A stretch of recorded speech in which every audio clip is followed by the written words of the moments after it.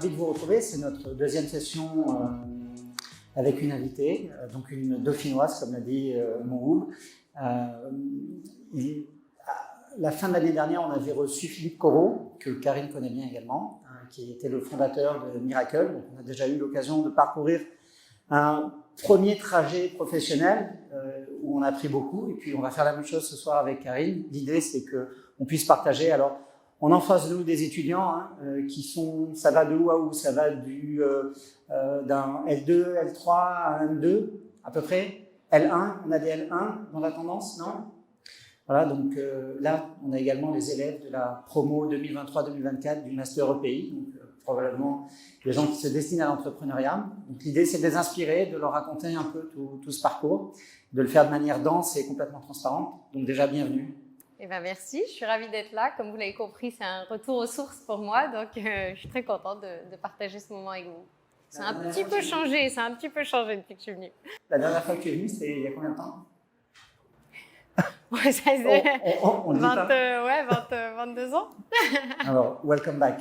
C'est l'occasion de remercier Sonia et Camille qui sont vraiment à l'origine de l'initiative de la House of Entrepreneurship et de souhaiter beaucoup de succès à Chiara qui les a rejoints pour leur filer un coup de main. Voilà. Alors, sans plus tarder, ce que je te propose, c'est qu'on démarre. On a un fil conducteur. L'idée, c'est le début, ton parcours, jusqu'à ce que tu entreprennes, ce que tu as fait depuis que tu as entrepris, et puis aujourd'hui, l'entrepreneuse, mais également la citoyenne, la mère, tout ce que tu vois, tout ce que tu as envie de faire pour la société qui nous entoure, puisque ce sont des sujets qui sont très importants pour la nouvelle génération. Nous, on a grandi avec la culture du capitalisme et du profit, de la maximisation de la valeur pour l'actionnaire. Aujourd'hui, il y a une dimension de purpose qui est beaucoup plus importante et donc ça serait intéressant de parcourir ces sujets. Donc Karine, je crois que tu as un parcours assez riche, même depuis ta plus tendre enfance. En tout cas assez international, en effet. Alors déjà, je suis franco-autrichienne, une maman française, un papa autrichien. Et puis j'ai grandi petite aux États-Unis, puisque je suis partie à l'âge d'1 an, donc toute petite. Et après, j'ai continué à être souvent un peu entre les deux, on va dire. Donc de 1 an à 7 ans, tu étais aux États-Unis? Oui, et après, j'étais plutôt en France, mais souvent aux États-Unis, puisque mon père est resté là-bas. Donc tu as grandi déjà à cheval entre deux cultures. Oui, absolument. Et est-ce que tu penses que ça t'a amené une ouverture sur le monde et sur le monde des affaires qui a été très prégnante dès le début? Oui, en tout cas, ça t'apprend à t'adapter un peu à tout, ce qui est indispensable dans l'entrepreneuriat. On y reviendra après sur le parcours et l'idée initiale, comment elle a évolué, puisque ça n'a plus rien à voir ce que je fais aujourd'hui avec... Enfin, il y a beaucoup de choses qui ont changé en tout cas. Donc, c'est surtout une ouverture et une adaptabilité, je pense, que ça m'a amené. Et puis, c'était les États-Unis. Donc, les États-Unis, c'est aussi... le royaume de l'entrepreneuriat, si je puis dire. Et donc, voilà, c'est vrai que ça donne au moins cette culture de départ. Alors, quand on a préparé cette session, tu m'as dit que ton père est entrepreneur et qu'il est entrepreneur dans l'industrie, puisqu'il fabriquait des produits pour l'industrie lourde, je crois. Alors, il importait des produits métallurgiques pour la construction de bâtiments. Donc, c'est... Très loin du e-commerce. Oui, c'est assez loin, mais c'est vrai qu'en tout cas, il y avait déjà cette culture entrepreneuriale dans la famille. Ouais. Et même ta maman, je crois, avait une activité commerciale dans l'immobilier? Oui, non, mais elle n'était pas vraiment... Elle travaillait dans une agence immobilière, donc non, elle moins, mais en tout cas, c'est vrai que j'ai toujours baigné dans le commerce au sens large, dans pas forcément... Voilà, l'entrepreneuriat et le commerce. Donc, globalement, une partie de ton primaire aux États-Unis, l'essentiel de ton secondaire en France. Oui. Collège, lycée ici à Paris, dans le 16e. À côté. Puis 2 ans ici en DUG. Et puis, à l'époque, ça n'existe plus, je crois. Mais à l'époque, après le DUG, on pouvait passer les concours après un DUG d'éco-gestion en parallèle, donc les parisiennes. Et puis, je suis rentrée à l'ESCP et voilà, j'ai continué mon parcours là-bas. Alors, est-ce que tu as gardé un souvenir en particulier de ton DUG à Dauphine? Je sais pas si je peux le dire. Bien sûr, tu peux. La machine à photocopier, parce que j'étais jamais en cours, donc je passais mon temps à photocopier. J'avais une très bonne amie que j'ai appelée avant de venir pour lui dire je vais aller chercher la photocopieuse en hommage à tous les cours que j'ai photocopiés sur tes cahiers. Mais voilà. Est-ce que tu te souviens de gens que tu as rencontrés à Dauphine pendant ton DUG qui sont devenus entrepreneurs eux-mêmes? Oui, j'ai gardé quand même pas mal d'amis. D'abord, j'ai mon frère aussi, mon grand frère, qui est entrepreneur, qui lui a fait ses 5 ans à Dauphine. J'ai ma meilleure amie qui est partie entreprendre à Hong Kong. qui importe des marques françaises à Hong Kong de prêt-à-porter. Donc voilà. Donc oui, j'ai plein d'amis et plein d'entrepreneurs. Donc déjà à l'époque, parce qu'on a entendu le président de Dauphine nous expliquer à quel point l'entrepreneuriat prenait une place importante à Dauphine. N'oubliez pas qu'on est dans une université. Donc longtemps, il y avait une différence entre les universités et les écoles de commerce. Donc là, ces frontières s'estompent. Il a évidemment rajouté que Dauphine était également un haut lieu pour la recherche. C'est ce qui la distingue d'une école de commerce. Ce sont ses labos, ce sont ses chercheurs. Il y a une grande quantité de chercheurs. Je ne sais pas si vous avez l'occasion de lire les productions scientifiques de Dauphine, mais elles sont très nombreuses et vraiment, je vous invite à vous y intéresser. Et donc, c'était déjà une pépinière à entrepreneurs, puisque... Oui, mais voilà, on est, je pense, une bonne représentation. Puis j'ai aussi mon ami Mickaël, je ne sais pas si Mickaël Boukobza qui a aussi entrepris, que tu connais bien. Oui, voilà. Ouais, qu'on aura peut-être l'occasion de recevoir. Mickaël Boukobza, pour ceux qui le connaissent, c'est un garçon qui a beaucoup accompagné Xavier Niel au moment de la création de Free. Il a été directeur général de Free, puis après il est parti vivre à l'étranger, il est parti s'installer en Israël, où il a lui-même créé un opérateur téléphonique, et c'est un ancien dauphinois, c'est un ami commun. Absolument.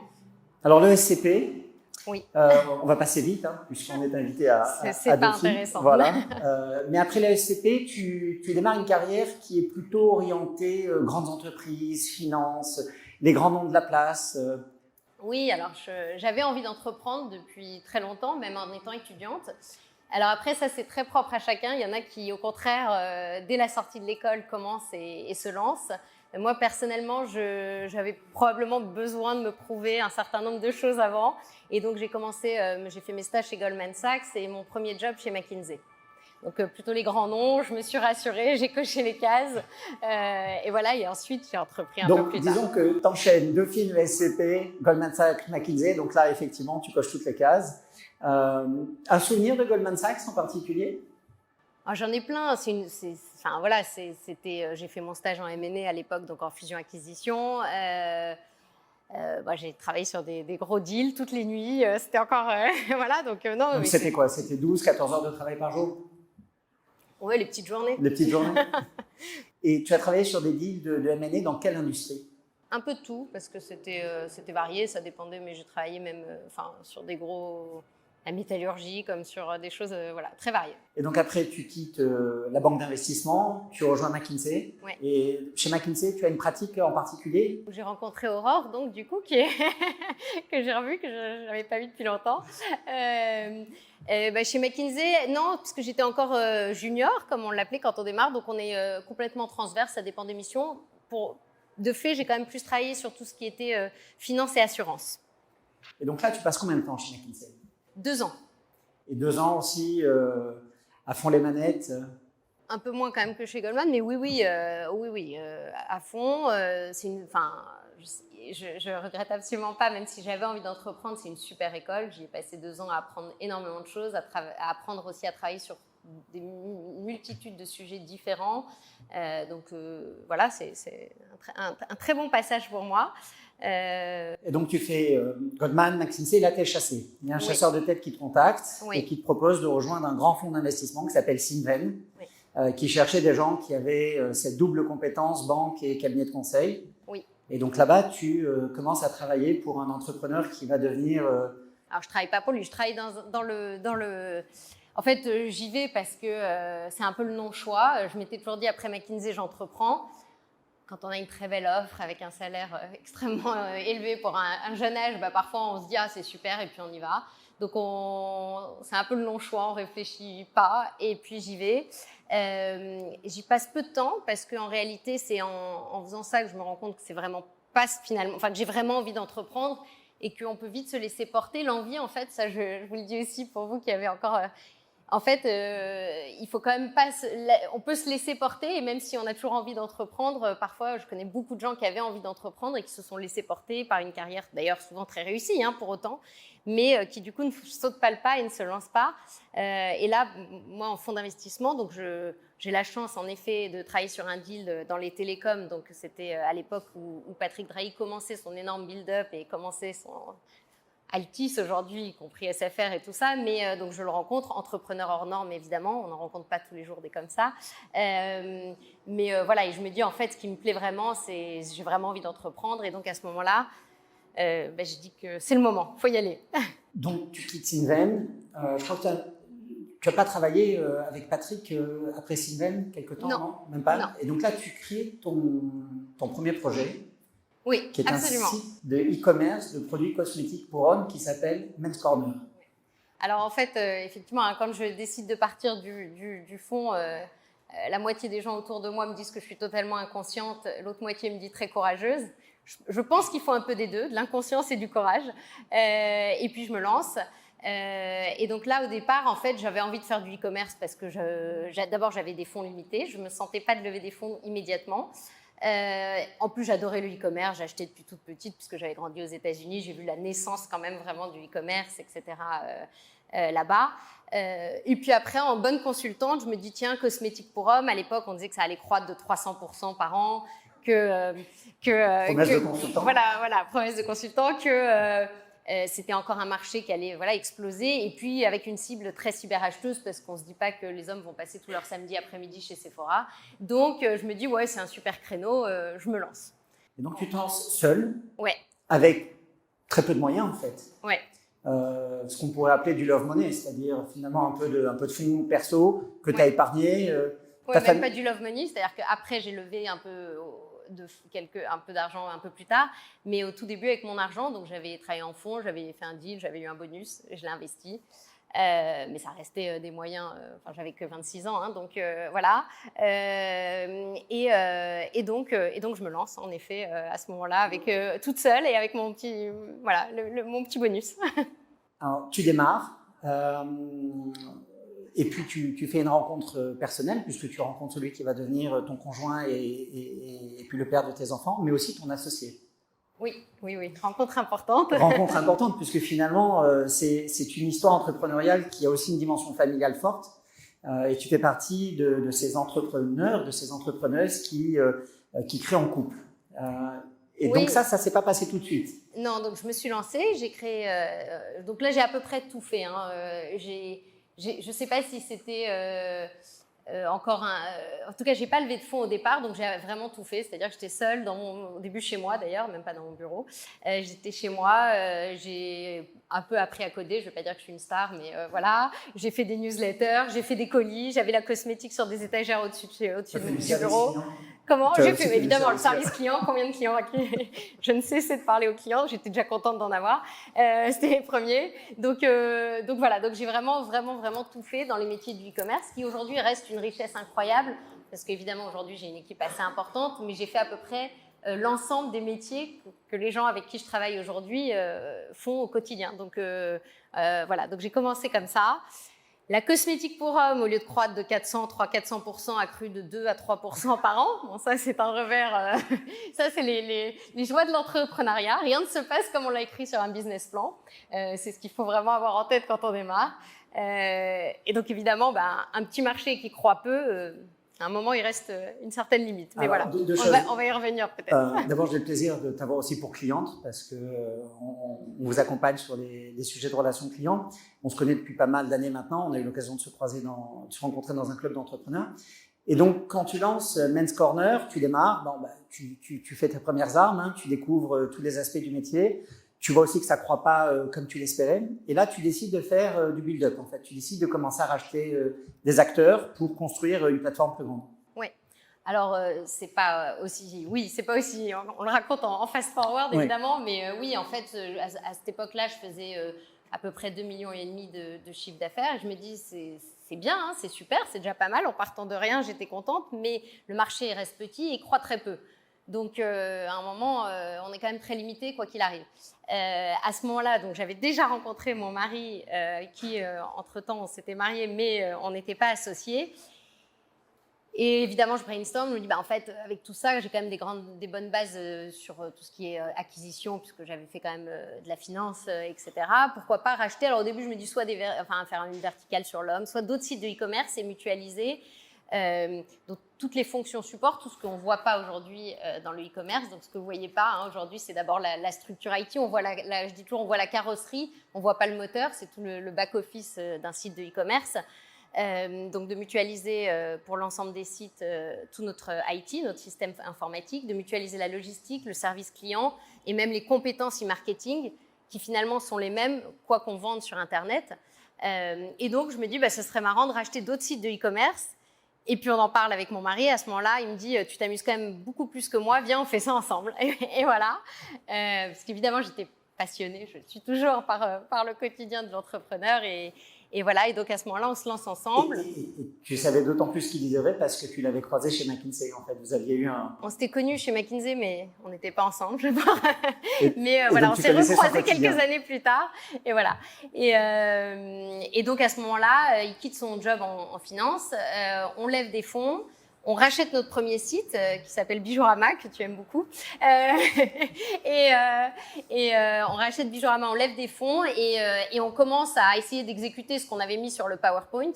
La réalité était un peu différente, mais en tout cas, on avait voilà, quand même réfléchi à toute cette mutualisation qui fonctionne, on voit que tout ce qu'on voulait mettre en place fonctionne. Après la mise en place, on a appris la première acquisition. On a quand même pas mal appris et on s'est amélioré entre-temps sur les process. Mais en tout cas, oui, commence l'aventure Shop Invest avec des rachats successifs sur les dernières années avec des grands noms. Alors, donc, je vais juste donner les 2 derniers noms et puis ensuite, sans faire de fast-forward. Donc, aujourd'hui, Shop Invest c'est un grand acteur de l'e-commerce en France. Vous avez fait 2 acquisitions très importantes. Vous avez acheté les 3 Suisses et vous avez acheté Rue du Commerce. Mais avant tout ça, il y a eu ce build-up. Tu faisais 2,5 millions de chiffre d'affaires. Maintenant, tu fais des centaines de millions d'euros de chiffre d'affaires. Donc, c'est une entreprise qui a beaucoup grandi. Ça serait intéressant de raconter ce périple de l'ultra-croissance et de tous les enjeux que vous avez dû traverser et que vous continuez à traverser. Faites partie des gens. Alors, je suis entrepreneur depuis 34 ans. J'ai eu l'occasion de faire plein de trucs. Mais je dois dire qu'à un moment, j'étais absolument sidéré, stupéfait de la charge de travail que vous supportiez, toi et Olivier, parce que c'était non-stop, quoi. Je me souviens que c'était des incréments de 5 minutes, que vraiment c'était, il n'y avait pas de répit à aucun moment. Surtout quand vous avez racheté Rue du Commerce où il y avait énormément de choses à remettre d'aplomb. Si on vient juste un petit peu en arrière, quelles sont, donc tu parles de Bijourama, mais est-ce qu'il y a eu d'autres acquisitions structurantes qui vous ont appris sur les difficultés d'intégration, de culture? Je pense que chacune des intégrations a été extrêmement riche, différente. La première, on s'est rendu compte, alors je ne veux pas devenir trop technique, mais dans le e-commerce, évidemment, on est tous assez dépendants quand même de Google et du référencement naturel, donc le fait de sortir dans les annonces gratuitement, non pas les liens payants. La première migration technique, pour ne pas perdre justement ce référencement naturel, heureusement qu'à l'époque, c'était un peu moins bataillé, parce qu'on a fait quelques conneries quand même, je dois être honnête. Voilà, donc ça, c'était la première. C'était Bijourama ? Oui, Bijourama. Ensuite, il y a eu d'autres acquisitions, chacune avec leur spécificité. Parfois, c'était l'intégration des gens. Par exemple, quelques noms. On a racheté dans la lingerie un site qui s'appelle Lemon Curve, où là, il y avait vraiment une autre culture d'entreprise, d'autres gens. Donc là aussi, combien de personnes à l'époque ? Il y avait 8 ou 9 personnes, mais quand la culture est très différente, c'est encore autre chose. Voilà, donc chaque intégration, chaque rachat a été riche et effectivement, chaque rachat est en fait une nouvelle création d'une certaine façon. Bon, moi, c'est ce que j'aime, c'est ce nouveau challenge à chaque fois. Je crois que je me suis posé la question souvent de pourquoi je fais tout ça. Je pense que voilà, on n'y répondra jamais complètement. Je vais pas y répondre maintenant tout de suite parce qu'il faudra un divan peut-être. Mais en tout cas, c'est une question qu'on se pose. Enfin, il y en a qui répondent très clairement l'argent et j'en aurai jamais assez. Je ne sais pas si tu as posé la question à Philippe, il t'aurait répondu ça. Je ne vais pas poser la question, mais je vais lui poser. Tu peux, il le dit très ouvertement. Moi, je sais que c'était pas ça mon moteur, donc je me pose souvent encore la question, mais chaque fois, c'est une redécouverte entière. Et c'est un nouveau challenge, un nouveau cas de figure. Chaque rachat était extrêmement différent. Quand on a racheté 3 Suisses avec un système informatique qui datait de 1000 feuilles, de 30 ans, c'est une entreprise qui avait 90 ans, je peux vous dire que ça a été quand même aussi un sacré challenge à intégrer. Voilà. Alors, avant de parler de ces 2 grosses acquisitions, parce que je pense qu'elles ont leur trésor d'anecdotes, vous avez fait un choix qui a été d'internaliser la technologie dès le départ. Toujours. Depuis le début. Tu ne viens pas d'un background scientifique, tu n'es pas ingénieur. Non. À ma connaissance, Olivier non plus. Non. Voilà. Et donc, comment vous avez vécu ça ? Enfin, je veux dire, à quel moment vous vous êtes senti suffisamment courageux pour prendre ce défi ? Alors, en fait, très vite, et on s'est rendu compte dès le premier achat que si on voulait justement pouvoir mutualiser d'abord le système technique qui ensuite permet justement de mutualiser tous les flux logistiques, les flux vers les services clients, vers tout ça, il fallait qu'on ait une techno unique. C'était ce qui permettait de mutualiser, de grossir, d'être performant, d'avoir un back-office ultra performant. On automatise énormément de choses. Encore aujourd'hui, dans la boîte, tout le temps, je dis à tout le monde, si vous faites un truc que vous refaites chaque semaine, c'est pas normal, c'est qu'il faut l'automatiser. Donc on est dans cette culture dès le début, dès la création, de se dire il faut réfléchir à comment automatiser. D'abord pour les gens, je trouve qu'ils sont beaucoup plus motivés de réfléchir à un projet que de refaire sans arrêt la même chose. Je pense que c'est un vrai sujet qui permet de garder aussi nos collaborateurs. Et deuxièmement, parce que souvent on se rend compte que les process et toute cette mutualisation et cette automatisation bénéficient à l'ensemble de nos sites. Donc, la logistique. Pour revenir à la logistique, c'est un vaste sujet, mais ça, on l'externalise pour le coup. Donc, l'IT, pour te répondre quand même plus spécifiquement et pour rendre à Olivier, c'est Olivier qui, après, quand il est arrivé et qui m'a rejoint, s'est dit je vais prendre à bras le corps ce sujet-là, puisque moi, je maîtrisais quand même déjà plutôt bien les sujets autres autour du e-commerce, l'acquisition de trafic, etc. Et donc, il s'est plongé à fond. Alors, il a toujours eu un côté un peu nerd, toi qui le connais. Il montait, il démontait des ordinateurs. Donc, voilà. Et donc, aujourd'hui, je ne peux pas dire qu'il code au quotidien, mais il sait lire le code, il sait structurer, et je pense que c'est essentiel et ça fait partie des clés de notre réussite. Donc là, vous arrivez à un moment où vous avez accumulé pas mal d'expérience, vous avez fait plusieurs acquisitions, de l'intégration, vous maîtrisez la techno, vous maîtrisez la logistique, le référencement naturel, l'acquisition de trafic, le marketing, vous avez compris comment ça marche. C'est une boîte qui fait quelques dizaines de millions d'euros de chiffre d'affaires à ce moment-là, si j'ai bonne mémoire. Et donc, vous faites cette première très grosse acquisition des Trois Suisses. Oui. Alors, c'est quand même une marque emblématique. Le catalogue des Trois Suisses a été la bible de la vente par correspondance pendant des décennies. C'était le précurseur du e-commerce. C'était le précurseur. En 1932, on pouvait se faire commander, se faire livrer chez soi via le catalogue. Il n'y avait pas Internet, évidemment. Donc voilà. Et donc, c'est vraiment l'ancêtre de la vente par correspondance, de la VPC. Et alors, juste une anecdote, les Trois Suisses, le nom vient d'où? Alors, il y a plusieurs mythes sur le sujet, mais en fait, il semblerait que le fondateur, d'ailleurs son petit-fils m'a écrit, il m'a retrouvé, il m'a dit c'est génial, etc. Le fondateur allait dans un café où il y avait trois filles dont le nom de famille était suisse, et il a dit les Trois Suisses. On va appeler les Trois Suisses. Il semblerait. Le mythe dirait, voilà, j'étais pas là. Donc, mais oui. Donc, les Trois Suisses, ça fait partie de ces marques mythiques. Mais ça n'a rien de suisse, en tout cas. Ça n'a rien de suisse. Et ça fait partie de ces marques mythiques qui ont pris le, comment dire, en pleine face le développement du e-commerce, parce que eux avaient un héritage culturel qui était très orienté par la VPC, la vente par téléphone, le Minitel. Et en fait, quand le e-commerce est arrivé, ils ne peuvent pas savoir ce que c'est que le Minitel. Qui ne sait pas ce que c'est que le Minitel? Je peux le poser dans l'autre sens. Non, non, mais parce que je peux. Ouais. Ah voilà, quelqu'un d'honnête. On partagera une photo. C'est l'ancêtre. C'est un ordinateur avant l'ordinateur. Il faut savoir que le Minitel, ça a été longtemps un trophée pour la France, parce que la France a été très très pionnière dans le monde de la télématique, qui est un terme français, d'ailleurs, qui avait été inventé par Alain Minck. Et donc, c'était le premier terminal connecté sur lequel on pouvait avoir des services numériques. Et donc, fallait attendre 10 minutes pour avoir une réponse. C'est pas la rapidité de. Voilà. Et du coup, mais c'est ça. Et du coup, ça a lesté la France, parce que comme on avait ça, quand Internet est arrivé, que l'ère des ordinateurs personnels s'est développée, la France disait mais nous on a déjà le Minitel. Et du coup, chez les Trois Suisses, ça a donné quoi? Finalement, quand tu rachètes cette société, elle est dans quelle situation? Alors déjà, ce qui est assez marrant, j'en reviens au fait qu'on peut faire plein de slides et se dire qu'on va faire ceci et cela. L'entrepreneuriat n'est que une route qu'on essaie de mener d'une certaine façon, puis il y a toujours des digressions, des différences avec ce qu'on pensait faire au départ. En 2016, donc un groupe allemand, un énorme groupe allemand qui fait plusieurs milliards, détenait Trois Suisses et le mettre en vente. On est à ce moment-là contacté par la banque Rothschild. C'était beaucoup plus gros que ce que nous on faisait en chiffre d'affaires, tous nos sites cumulés. À l'époque, on avait déjà 7 sites, mais Trois Suisses était beaucoup plus gros. On se dit, bon, on va y aller, c'est toujours marrant d'aller voir ce qui se passe, et puis bon, on ne sera jamais retenu. De fil en aiguille, sur les 17 candidats, on n'est plus que 2 repreneurs potentiels. Et là, on se dit, en fait, on va l'avoir. Et on était très positifs. Le management voulait faire avec nous. Il disait que justement, on était des purs players e-commerce et qu'on avait toute ce knowledge et cette techno, etc. Donc, ils ont vraiment poussé pour faire avec nous. Donc, nous, on se dit, bon, on va gagner le deal. Et puis, évidemment, c'est l'autre qui a gagné. Hein. Donc, alors que voilà, ça faisait des mois et des semaines, et ça, c'est les propres de l'acquisition, c'est qu'on se projette, on prévoit déjà le coup d'après. Donc, qu'est-ce qu'on va faire de l'entreprise le jour 1 où on rachète, etc., etc. Et puis, au final, on a perdu le deal. Et qui l'a gagné?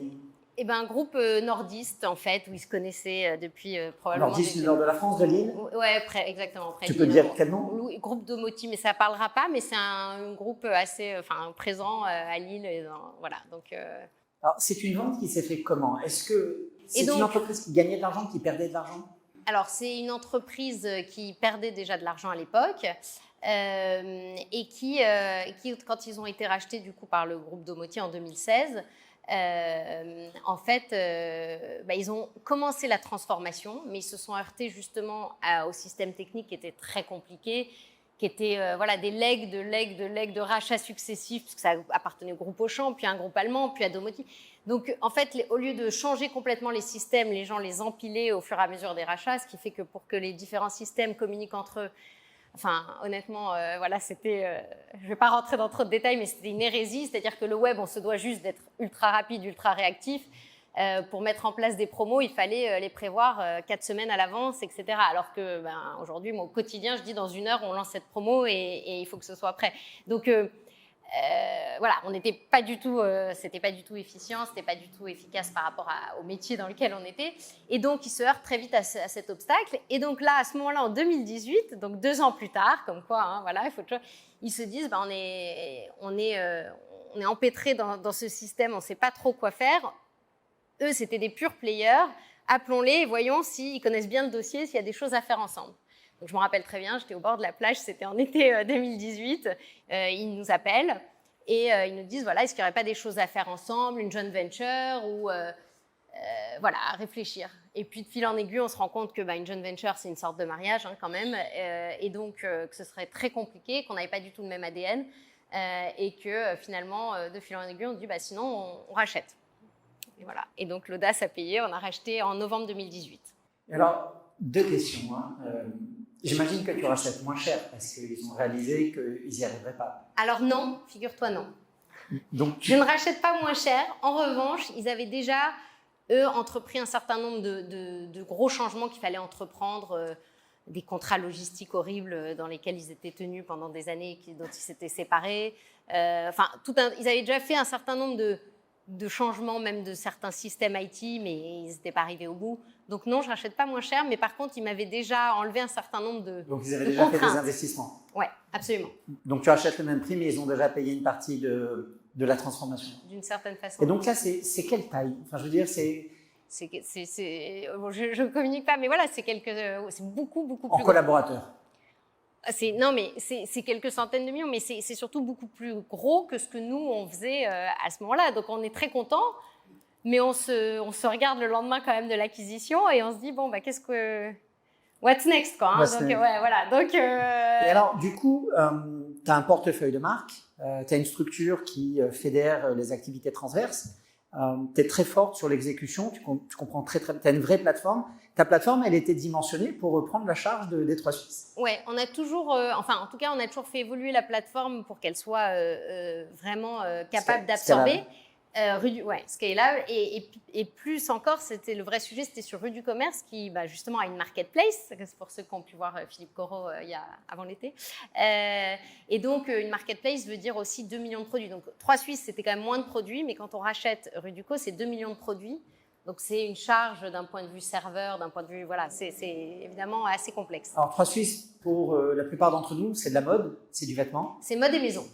Et donc, c'est comment ça se répartit entre la mode et la maison? C'est à peu près moitié-moitié. C'est vraiment entre la maison, la déco, le linge de maison, etc. et le prêt-à-porter, c'est moitié-moitié. Et donc, c'est un approvisionnement qui vient du monde entier? Oui. Alors, c'est parfois l'intuition de l'entrepreneur. Quand on rachète, donc fin 2018, en fait, moi, je me dis, c'est une marque patrimoniale, formidable, que tout le monde connaît. il y a une vraie histoire, il y a un amour de la marque. C'était une marque quand même ultra audacieuse. C'était la première à faire du e-commerce, comme on le dit, ou l'ancêtre du e-commerce. C'était aussi vraiment le début de... Personne ne le sait, mais la première collab, aujourd'hui tout le monde en fait, c'était 3 Suisses. Donc c'est 3 Suisses et Sonia Rykiel. Donc c'est une marque hyper précurseur et qui... je vous invite à regarder sur Culture Pub des vieilles pubs, elles sont à pleurer de rire. Et c'était une marque hyper audacieuse. Mais je crois que sur eBay, il y a des tu peux tout collectionneurs trouver tellement, ouais, il y a des vraies collections, ouais. tellement c'était... Les voilà. catalogues. Voilà. Et donc, on se dit, c'est une marque patrimoniale et donc, on veut refaire quelques éléments qui me paraissaient essentiels. On se dit, on va réinventer la marque, non pas 2 entrepreneurs, mais avec ses clientes fidèles ou ses anciennes clientes qui ne commandent plus. Et donc là, on fait tout un Imagine 3 Suisses très collaboratif, que ce soit via la base de données clients ou via les réseaux sociaux. La deuxième chose, c'est qu'on se dit que le catalogue est une véritable Madeleine de Proust et qu'on va, même si on est des pure players, relancer le catalogue. Alors pas comme peut-être certains s'en rappellent, c'était un espèce d'énorme bottin. Donc là, c'est quand même, c'est plus dans l'air du temps, c'est fin, c'est inspirationnel, mais voilà, on relance quand même le catalogue 2 fois par an. Et puis troisième élément, et c'est là où on en vient, on se dit, en fait, c'est une marque française patrimoniale, et là, on va essayer de rester une marque abordable, mais de produire localement, et parce que c'est une marque française et que c'est ce qui parle aussi autour des valeurs de 3 Suisses. Et on se dit, on va aller essayer de produire France et Union européenne. Et donc, cette dimension... Sur notre marque propre, puisqu'on a notre marque propre et tout un tas de marques partenaires, évidemment. Et donc, cette dimension sociétale de on produit local, on évite d'avoir du fret à l'autre bout du monde. Alors, je disais, c'est l'intuition de l'entrepreneur, parce que juste pour resituer, ça, je me dis ça début 2019, juste après le rachat. Tout le monde sait qu'1 an après, nous étions en plein Covid. Et que, du coup, d'avoir changé le parc fournisseur, il faut aussi un peu de chance dans le timing, évidemment. Mais en tout cas, ça nous a permis de continuer à produire tout au long, d'avoir des approvisionnements juste à côté. Et puis, en plus, évidemment, de participer à être beaucoup plus vertueux dans la production. La providence a été bonne parce que du coup, tout le monde était chez soi. C'était une période de confinement. La consommation en ligne a explosé. Alors, elle a explosé après 1 mois. Le premier mois, honnêtement, là aussi... franchement, à un moment, je me suis dit tout ça pour ça, quoi. Je pensais que la boîte était foutue, parce que les 15 premiers jours, il faut avoir en tête qu'à part les pâtes et le papier toilette, les gens achetaient rien. Donc nous, on vendait quand même pas des biens de première nécessité. On sortait en cosmonaute, rappelez-vous, au cas où on soit. Donc le début, quand même, quand on a entrepris pendant plus de 10 ans et qu'on se dit, en fait, on fait au moins 50%, les charges restent les mêmes, le chiffre d'affaires dégringole et voilà, on a quand même un moment où on se dit waouh. Et puis après, il y a les équipes qui sont encore plus désœuvrées, donc on se dit je sais pas trop où on va, si c'est dans le mur ou pas, mais de toute façon pour l'équipe, pour tout ça, on se reprend, on avance et on verra bien. Il se trouve qu'1 mois après, en effet, le e-commerce a explosé et voilà. Alors peut-être 2 dernières questions sur les 3 Suisses avant de parler de Rue du Commerce. C'est des dizaines de millions de clients historiquement, les 3 Suisses. Pardon ? C'est des dizaines de millions de clients, historiquement, les 3 Suisses. Ah oui, c'est incroyable. Je cherche à peu près n'importe quel nom de famille dans la base historique. Et tu le trouves ? Je pense que je peux retrouver une personne de la famille de chacun d'entre vous, mais voilà. J'ai été marqué d'ailleurs que tu emploies le terme d'entreprise patrimoniale. C'est une entreprise du patrimoine économique français. Pour moi, je trouve réellement, quand on se plonge dans les archives, même moi, c'est-à-dire que c'est une marque qui me parle, que j'adorais déjà petite, où j'ai le souvenir de feuilleter avec ma grand-mère, etc. Donc oui, pour moi, il y a peu d'entreprises aujourd'hui qui ont 90 ans en France. Et donc une dernière question, il y a des collabs sympas à venir ? On verra. On verra, mais oui, il y a toujours. Mais bon, maintenant, ça a été quand même largement diffusé, mais c'est vrai que d'y penser à l'époque, c'était extraordinaire. Donc maintenant, on va changer complètement de registre, on va passer de l'habillement et de l'équipement de la maison à l'électronique grand public, en particulier, le brun, le blanc, et donc Rue du Commerce. Alors Rue du Commerce aussi, est-ce que parmi vous, il y a des clients de Rue du Commerce ? Bon, tu vois, c'est quand même, bravo. C'est quand même un bel échantillonnage. Donc, Rue du Commerce, ça a été, comme Kissmania finalement, ça a été une de ces grandes sociétés françaises qui s'est développée un peu dans les années 2000 pour devenir le site de destination pour acheter de l'électronique grand public. Et au moment où tu la rachètes, c'est détenu par Carrefour, si j'ai bonne mémoire. Oui. Et donc, tu rachètes ça à Carrefour. Oui, alors là, donc c'est pour ça que je vous dis, c'est plein d'imprévus toujours. Donc on est en pleine digestion, si je puis dire, de 3 Suisses. C'est quand même un gros morceau pour nous à intégrer, hein, vous l'avez compris, c'était beaucoup plus gros que nous. Et on se dit, c'est pas le moment de faire de nouvelles acquisitions. Mais bon, on est contacté par la banque d'affaires. Alors il faut aussi avoir en tête que, juste pour une petite digression, parce que tout le monde a démarré au début, il faut démarrer. Au début, on écrivait, on envoyait des centaines de lettres à toutes les petites boutiques de e-commerce, de M&A, de fusion-acquisition, pour se faire connaître, pour que les gens nous envoient des deals et des dossiers. Puis après, à l'inverse, quand tu commences à avoir fait plusieurs deals, tu reçois des dossiers toute la journée. Donc faut aussi, c'est toujours entre le début et puis au bout d'un moment, voilà. Donc en tout cas, on reçoit le dossier de Rue Ducos et on se dit bon, on est des gens curieux, c'est pas le moment, mais on va quand même regarder le dossier. Et puis évidemment, de fil en aiguille, on se dit il y a un truc super à faire. Carrefour l'avait rendu assez généraliste parce que Carrefour à ce moment-là voulait en faire le concurrent de ces discounts avec le groupe Casino qui détenait ces discounts, Carrefour, Rue du Commerce. Et donc le généralise complètement. Et nous, on se dit, mais au contraire, l'ADN et le savoir-faire de Rue du Commerce, c'est l'informatique et la high-tech. Et donc, on va complètement recentrer sur son savoir-faire. Et donc, en 2020, et là, pour le coup, effectivement, en plein Covid, en avril 2020, on fait l'acquisition de Rue du Commerce. Donc là aussi, c'était assez rock'n'roll parce qu'on reprend une boîte où on ne peut pas voir les salariés. On est tous cloîtrés chez nous. Faut mener une transformation, on veut changer la stratégie. Il y a besoin d'énormément de communication dans ces moments-là. Et forcément, on est contraint par une situation assez complexe. Voilà. Donc, je peux en témoigner de première main parce que c'est le moment où on s'est vu, parce qu'il y avait beaucoup de dettes techniques et j'ai eu pas mal d'échanges avec Olivier. Puis, il y avait ce sujet de la relation client. Et alors là, vraiment, je ne sais pas comment vous avez fait parce que vous n'aviez plus de vie. En fait, l'emploi du temps était totalement saturé. Il y a aussi des enfants, donc c'est une grande famille. Je crois même que les bureaux sont dans le même immeuble, donc je pense que ça a été super optimisé pour qu'il y ait le moins de friction possible. Ouais. Et donc, Rue du Commerce, il y a 3 choses qui m'ont marqué, et vraiment, peut-être si tu peux nous donner ton témoignage sur un point. D'abord, il y avait une dette technique faramineuse sur les infras, et ensuite il y avait une culture qui était très différente de la vôtre, et des marges aussi, parce que c'est une industrie où les marges sont complètement différentes. Comment vous vous êtes adapté à ça? C'est une multitude de challenges. Donc, alors, j'ai essayé de répondre dans l'ordre puisqu'il y a plein de questions dans la question. Mais d'abord, le produit, effectivement, il faut avoir en tête. Donc, moi, je m'occupe de toute l'offre produit sur l'ensemble des sites. Donc, je vais à mon premier IT partner juste pas longtemps après. Donc, c'est la messe de l'IT, de l'informatique. Et les gars me parlent de water cooling dans l'ordinateur, etc. Donc là, au début, j'étais quand même assez perplexe. Je ne comprenais pas de quoi les gens me parlaient.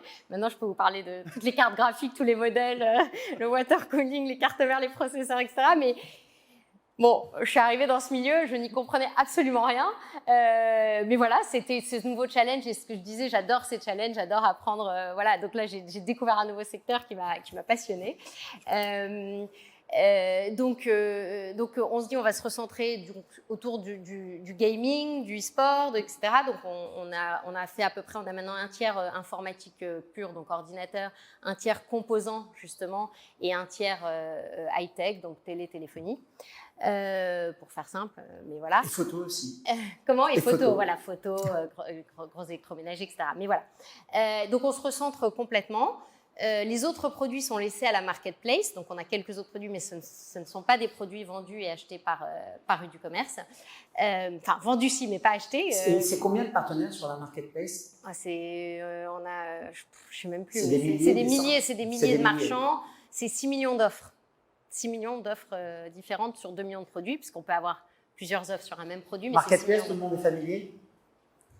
Oui. Juste au cas où, s'il y en a qui ne savent pas, donc c'est des vendeurs tiers qui vendent sur Rue du Commerce, sur la plateforme, voilà, mais qui souvent d'ailleurs vont expédier eux-mêmes, ça dépend, ça il peut y avoir différents, mais qui vont expédier eux-mêmes, mais en tout cas, voilà, c'est porté par Rue Ducos et le client est chez Rue Ducos. Les marges? Les marges sont hyper dures, il faut se battre sur chaque euro. Après, ce sont des gros volumes, des paniers moyens plus élevés.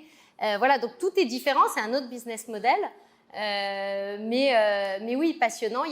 Tu parlais de dette technique. Chaque année, juste l'IT coûté 13 millions, pour vous donner quelques chiffres, ce qui est énorme à l'entreprise, juste pour la maintenance. Je ne parle même pas d'un nouveau développement. La maintenance de la plateforme technique coûtait 13 millions. Ça avait été pensé par Carrefour et à l'échelle de Carrefour, rue du Commerce restait petit. Et puis surtout, c'est pas des spécialistes des systèmes informatiques et du e-commerce, clairement. Et donc, ça se ressentait dans toute la façon dont ça avait été pensé. Et la culture? Voilà, moi, vous l'aurez compris, j'ai une culture du je fais tout, do it yourself, et très entrepreneuriale, et on met les mains dedans et on y va. Et puis évidemment, on réfléchit avant de décider, mais à un moment, on décide, on ne fait pas 14 réunions de 16 heures pour pouvoir ensuite prendre une décision. Donc là, c'était un peu compliqué parce que je passais dans le couloir. Après, quand les gens venaient, je me disais, mais tout le monde est en salle de réunion, en fait. Personne n'est jamais devant son... Enfin, c'était une culture de la réunionnite à 80 dans une salle. Du coup, personne ne décidait rien parce que quand t'es 80, t'attends toujours que l'autre parle. Voilà, donc c'était un vrai choc culturel pour nous. Donc, globalement, 2007-2022, 15 ans. 15 ans pour passer de 2 millions de chiffre d'affaires. Zéro au début. Ouais, de zéro à plusieurs centaines de millions. Ouais. Beaucoup d'acquisitions. Ouais. Un énorme travail d'acculturation, mais surtout de monter en compétences, c'est-à-dire devenir excellent sur l'IT, devenir excellent sur les achats, devenir excellent dans les processus, que tu disais frappant. Le rôle de ses collaborateurs, c'est de dire qu'est-ce qu'il faut que j'automatise, what's next, pour pas que j'ai des tâches répétitives à faible valeur ajoutée. Je pense qu'on essaie de toujours réfléchir en effet à what's next. Pour en revenir, oui, je pense il faut peut-être aussi de la chance et un peu de talent, mais je pense que oui, il faut du boulot, faut pas se mentir. Et oui, on réfléchit toujours aux prochaines étapes. Aujourd'hui, on a au moins déjà sorti 10 modules avec ChatGPT 4, avec lequel on est plugué en API. On réfléchit tous les jours, parce qu'on sait que c'est des métiers qui vont se transformer. Et on essaie d'être toujours au moins quelques coups en avance sur l'ensemble des possibles. Ouais. Donc une très belle aventure entrepreneuriale et familiale. Et du coup, de familiale, je vais passer à la société qui nous entoure, puisque maintenant, avec Olivier, vous pilotez une grosse boîte qui a des centaines de collaborateurs, des dizaines de milliers de clients, qui fait des centaines de millions d'euros de chiffre d'affaires. Et donc, vous avez des préoccupations sur les impacts sociétaux, sur votre responsabilité. Et donc, quels sont les grands enjeux pour toi sur ces questions? Ils sont nombreux. Alors déjà, oui, maintenant on est une grande société par rapport à l'époque, mais on reste très hands-on. Je pense que c'est vraiment dans la culture. Moi, je peux à tout moment aller ouvrir AdWords Editor et regarder ce qui s'y passe. Ah non, mais je suis je suis très hands-on déjà pour répondre à la première chose. La deuxième chose, c'est évidemment chaque société, chaque entreprise a son propre ADN. Donc, on essaie de respecter aussi, toujours de faire un trait d'union entre l'histoire, puisqu'on a racheté et voilà. Et donc, par exemple, 3 Suisses, c'est vrai que aujourd'hui, la dernière collection en propre, elle a été entièrement fabriquée en France. 70% de matières naturelles. Donc voilà, on essaie de contribuer à notre échelle, même si c'est un écosystème qui fera que ça marche, parce qu'il faut que l'entreprise agisse, il faut que le consommateur ait envie, et on sait très bien, soyons honnêtes, et ici il y a plein d'étudiants, c'est difficile aussi, le pouvoir d'achat reste essentiel, et donc à un moment, si on peut acheter à 6 € fabriqué en Chine, quand... c'est quand même. C'est le fond du problème. Ça reste un écosystème global. Il faut que nos fournisseurs aident aussi. C'est un écosystème fournisseurs, entreprises, clients, etc. Donc, en tout cas, à notre échelle, on essaie d'apporter. Donc 3 Suisses, on a fait ça. Sur du commerce, parce qu'on a tous un vieux smartphone qui dort dans nos tiroirs. On a fait la second hand. On fait aussi tout ce qui est location longue durée. Donc aujourd'hui, on peut louer pour 1 an son téléphone en sachant que dès le début, il aura une seconde vie, souvent avec du B2B sur la suite de son parcours. Donc voilà, on essaie toujours d'apporter des solutions qui soient à la fois des services pour le consommateur, déjà, parce que c'est essentiel, et aussi, évidemment, notre petite pierre à l'édifice, mais je pense que c'est Donc, circuit court, production locale, économie circulaire, augmentation de la durée de vie des produits, nouveaux modes de consommation en location, place de marché pour le second hand. En matière de ressources humaines, Beaucoup d'incitations pour la diversité, l'inclusion. Comment vous fonctionnez? Alors, on m'interroge tout le temps parce que je suis une femme entrepreneur et que vous le verrez probablement dans les conférences, même s'ils essayent, ils trouveront toujours quand même plus d'hommes. La réalité, c'est que c'est assez naturel. Enfin, je n'ai rien fait, je ne sais pas s'il faut dire ça ou pas, mais c'est la réalité, pour l'inclusion. C'est-à-dire que par la force des choses, naturellement, j'ai regardé parce que j'étais interviewée l'autre fois pour un truc justement de femmes entrepreneurs. Il se trouve que c'est moite-moite au bureau. Mais j'ai jamais considéré qu'il fallait choisir une femme parce que c'était une femme ou qu'il fallait absolument sur ce poste pour équilibrer. J'ai naturellement, je crois, privilégié toujours les compétences. Je ne pense pas qu'on soit... Déjà... Mais il faut être honnête, si je regarde mon équipe technique, par exemple, elle est massivement masculine. Ouais, il y a un énorme déficit. En IT, les développeurs, on reçoit un CV pour 10 qui est féminin. Donc, par la force des choses, le recrutement suit aussi. Vous avez des collaborateurs en dehors de France? Oui, absolument. Où ça? Au Vietnam, à Madagascar, et voilà. C'est appelé à croître? Vous regardez, par exemple, je ne sais pas, l'Afrique du Nord? Écoute, ça dépend. Enfin voilà, on sait qu'aujourd'hui le marché est tendu finalement en France et que parfois on a du mal aussi à recruter. Donc c'est aussi, par exemple sur le dev, c'est vrai qu'on a trouvé beaucoup de gens au Vietnam par exemple et ça marche assez bien. Bon, et je trouve aussi qu'on a un ancien collaborateur qui est parti vivre au Vietnam et c'est lui qui a ouvert. Donc ça aide. C'était très bien. Karine, notre échange touche à sa fin. D'abord, je veux vraiment te remercier d'être venue livrer ce témoignage parce que je pense que c'est très inspirant pour tous les étudiants qui sont présents ce soir. Merci de votre présence. Merci. On va rentrer dans une séance de questions-réponses. Donc, elle est à vous. N'hésitez pas à lui poser vos questions. Et Karine va circuler avec le micro. Merci, Karine. Merci.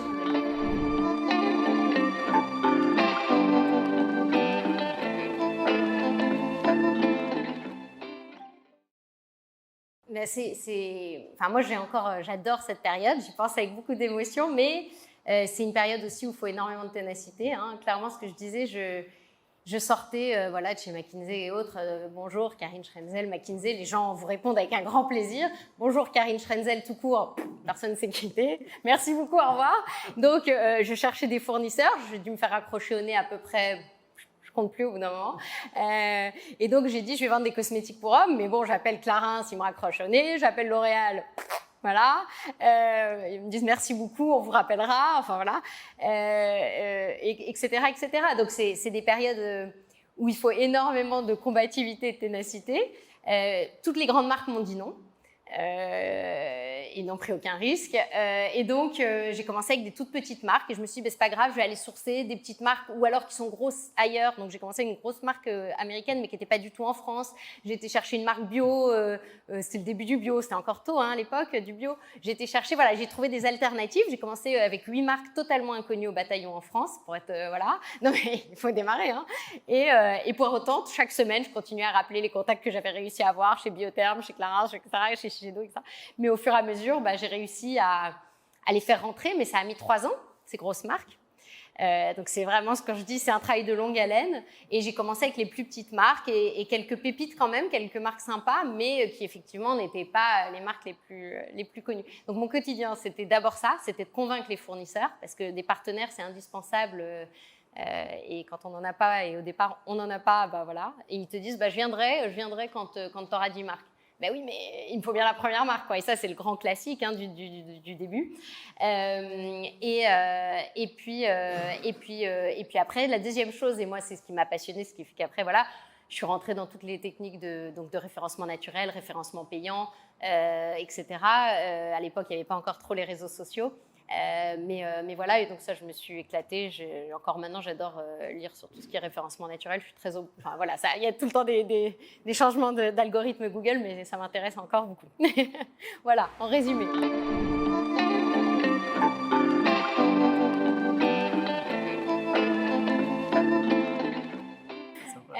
C'est très sympa. Bonsoir. Oui, alors il se consolide déjà tous les jours en réalité, parce qu'il y a eu quand même pas mal de mouvements quand on regarde dans le e-commerce ces dernières années. Évidemment, il faut être réaliste et c'est pour ça aussi qu'on s'est toujours spécialisé. Quand on a racheté 3 Suisses, on a dit c'est mode et maison. Du coup, on va recentrer et ça va être que high-tech et informatique. parce que, on ne va pas se mentir, il y a quand même un Amazon pour l'Europe, un Alibaba sur l'Asie, etc. Et donc, enfin, Amazon sur l'Europe et les États-Unis, évidemment, mais qui sont des mastodontes, qui sont dans une exécution, qu'il faut dire, hein, sans faille. Après, ce ne sont pas des... on va rarement flâner sur Amazon pour dire tiens, je vais regarder quelle jupe me plaît ou voilà, mais on voit bien qu'évidemment, on a des mastodontes, une concurrence hyper difficile en face de nous. Donc c'est là où il faut se différencier, trouver tous les jours des idées, que ce soit le catalogue, le second hand, les services. Il y a plein d'autres services qu'on a lancés, là je vais pas, voilà, mais il faut tous les jours se différencier. C'est un marché extrêmement concurrentiel et effectivement avec des énormes players. Donc je pense qu'il faut garder pour chaque site qu'on rachète vraiment sa verticale et sa connaissance produit. Et enfin, est-ce qu'on va devenir... J'ai pas cette prétention, je reste... je pense que voilà, et voilà, j'ai pas encore la prétention de devenir un LVMH. Et puis voilà, mais en tout cas, ce qui est vrai, c'est qu'il y a un marché intéressant et encore dans des périodes comme celle-ci, qui sont quand même des périodes où l'économie est difficile, où on reçoit beaucoup de dossiers, il y a un terrain de jeu sympa et il y a d'autres choses à faire probablement dans les prochains mois. Et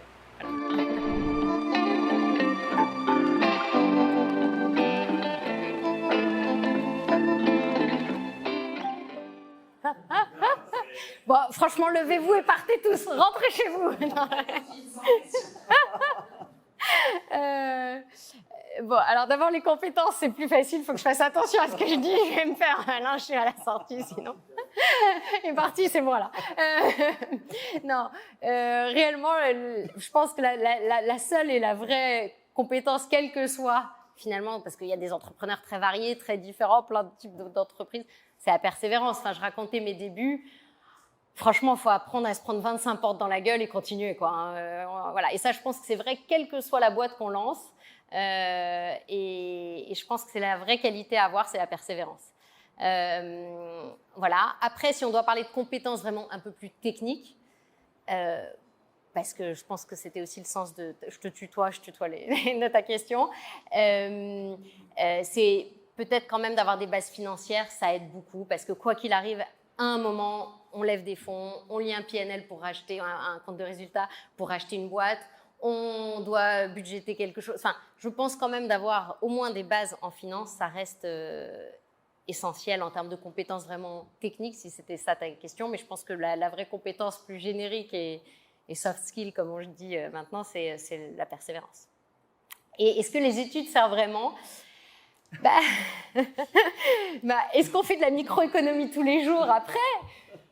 Ça dépend, mais voilà. Mais pareil, ça développe le cerveau sur plein. Enfin voilà, c'est-à-dire qu'aujourd'hui, où on doit encore faire une nouvelle gymnastique avec ChatGPT, par exemple, où toute la journée, nous, on est en train de réfléchir, les prompts, les trucs, comment on crée, comment on peut l'utiliser, etc. C'est des gymnastiques de cerveau. Est-ce que tout ce que tu apprends au quotidien va être utile ? Probablement pas tout. Certaines choses, quand même, oui. Mais voilà, c'est quand même une gymnastique. Et puis, c'est aussi des années sympas pour profiter aussi avant de se lancer dans la vie entrepreneuriale. Voilà. Je réponds en toute franchise. Il y a des choses qui sont moins... voilà.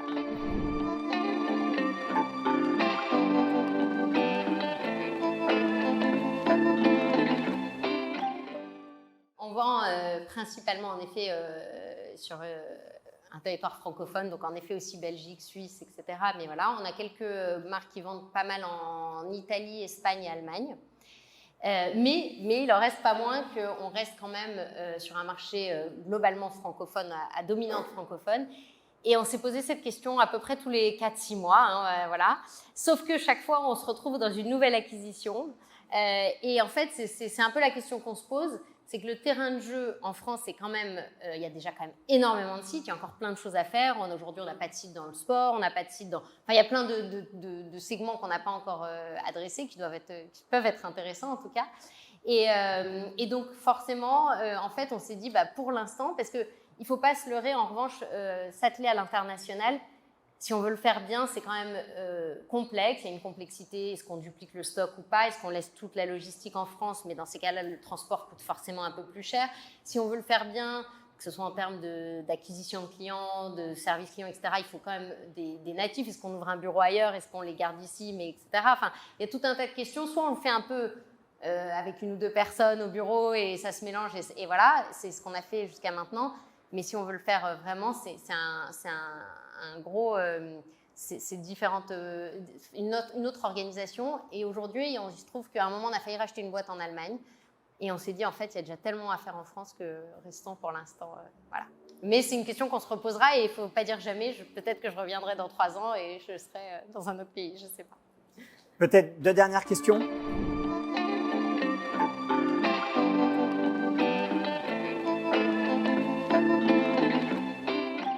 Alors, on m'a soufflé de te dire bonsoir Camilla. Non, mais évidemment, c'est ce que je disais, c'est un business en ce moment difficile. On voit beaucoup de marques patrimoniales françaises disparaître. Dernière en date, un partenaire avec lequel on travaillait, Naf, il y a eu Camaïeu, il y a eu voilà. Donc, on voit que les marques sont en grosse difficulté. Que de l'autre côté, effectivement, le luxe marche hyper bien et qu'il y a aussi, il y a aussi des marques comme Shein, on dit ici, etc., qui cartonnent. Quand on demande, moi je vois, j'ai plein de jeunes avec qui je bosse, etc., ils sont vachement pour l'écologie, la production française, etc. Après, je leur dis, qui a déjà acheté sur Shein? Le premier n'ose pas trop lever la main, mais après, toutes les mains se lèvent. Et pour cause, c'est vrai que c'est pas cher.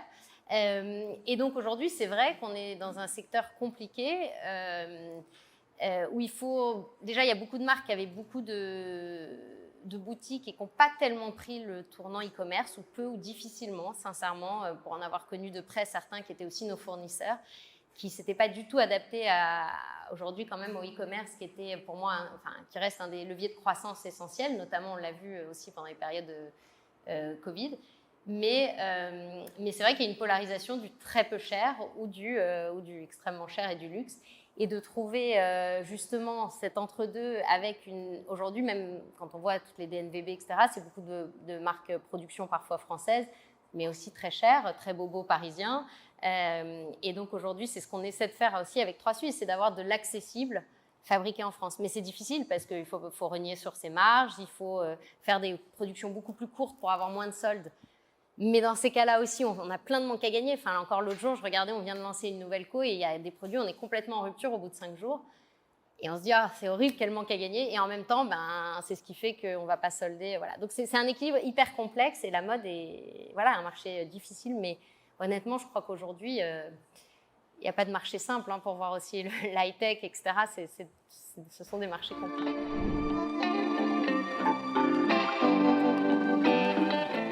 Ça a été très compliqué parce que je trouvais l'idée, quand on l'a lancée, fabuleuse. Alors pour ceux, peut-être que quand même tout le monde ne connaît pas, le pack reprise, ça permettait d'acheter un produit et dans les 12 mois après le rachat, on le reprenait pour 80% de sa valeur. Donc c'était toute l'économie circulaire et également, même pour le consommateur, que si tu aimes changer d'iPhone tous les ans, par exemple, ça permet d'être toujours à la pointe du dernier smartphone ou autre. Et après, tu vois, c'est intéressant parce que, on était emballés en le lançant. La réalité économique a été très compliquée. Parce qu'au début, on l'avait fait avec un assureur qui reprenait, pour te donner les rouages arrière, on l'avait fait avec un assureur qui reprenait, évidemment, puisqu'on n'est pas assureur. Et en fait, ils avaient mal modélisé leur truc. Au bout de 3 mois, ils nous ont dit, en fait, ça ne marche pas, il faut augmenter énormément les tarifs. Nous, on a dit, non, on a une promesse client au moins sur 1 an. Bref, ça a été 1 an de guerre avec l'assureur qui font qu'à la fin, on a été obligé de le couper. Mais on essaie de réfléchir à des trucs similaires. Parce que je pense que c'était en effet une offre, moi que je trouve canon, même en tant que consommatrice, pas juste, voilà. Et voilà, mais on a eu ce sujet de modélisation et l'assureur qui avait aussi mal modélisé son produit. Karine, merci. C'était vraiment une joie de t'accueillir. Je pense que...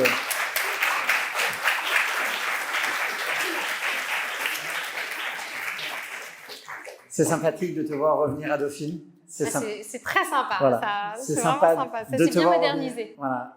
Comme l'a dit Helmut Mood, Dauphine a de grandes ambitions pour l'entrepreneuriat. N'hésite pas. Tu es une ancienne dauphinoise un jour, dauphinoise toujours. Tu entreprends à très haut niveau. Félicitations. Je ne sais pas si tu recrutes, mais il y a des talents à venir. Toujours, venez me voir, je recrute. Voilà. Donc, si tu souhaites partager des offres recrute, d'emploi, ou même s'il y a des jeunes qui cherchent des stages ou des alternances ou je ne sais quoi, donc, il y a une bourse aux emplois, il y a une bourse aux stages, on se fera une joie de les partager. Merci vraiment d'être venu. Avec plaisir. Et meilleurs vœux de bonne continuation. Merci beaucoup. Merci Jean-David, merci.